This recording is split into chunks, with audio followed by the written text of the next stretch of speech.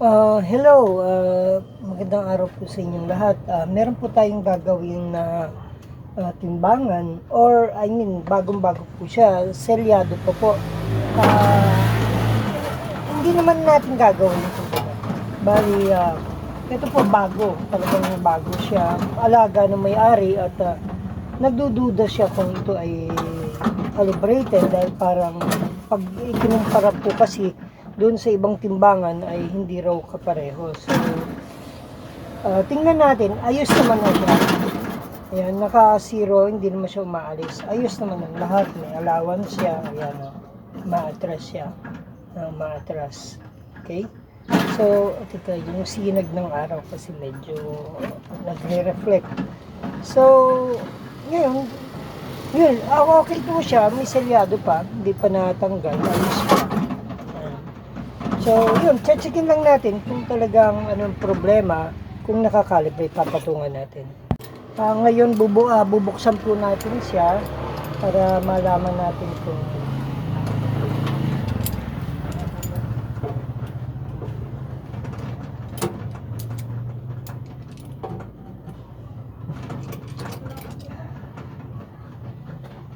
ayan, tayo pala ang bubukas niyan. Ayan, napilas na yung selyo niya. Tayo pa lang ang nagbukas. Malinis na malinis. Kaayos po siya. So,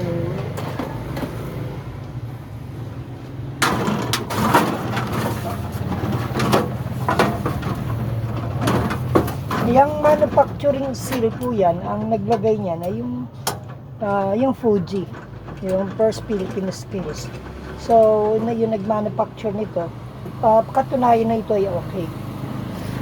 So, kasi ganun nga nangyayari, may mga taong nagbibigay duda sa timbangan ng may-ari, kaya ayaw nilang gamitin. Pero ipaglalaban ng may-ari na accurate yung timbangan nila. So, kaya nga mahalaga na may selyo ito ng munisipyo o ng DTI, pero munisipyo na o mga city hall na naglalagay ng selyo. Ngayon, kung wala naman silang mga pabato pang check ng mga mabibigat katulad ng 100 kilo, tayo naman po ay nagte-test weight, nagka-calibrate. Nagte-test kung naka-calibrate siya o hindi. So, ayan. Okay, malinis naman. So, tayo naman na nagbukas. Ngayon naman po, i-testingin natin siya sa 1 kilo. Tingnan natin. Naka 1 kilo ho. Okay? Sa 2 kilo, naka 2 kilo. 3 kilo, naka 3 kilo.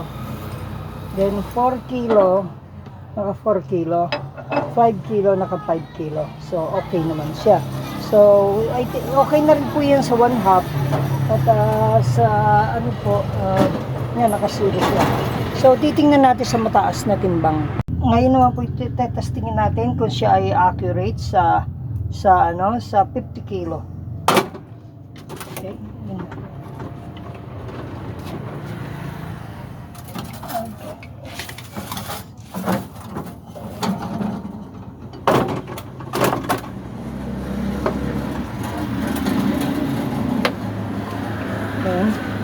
49, lagyan pa natin ng 1 kilo, 1 kilo pa po.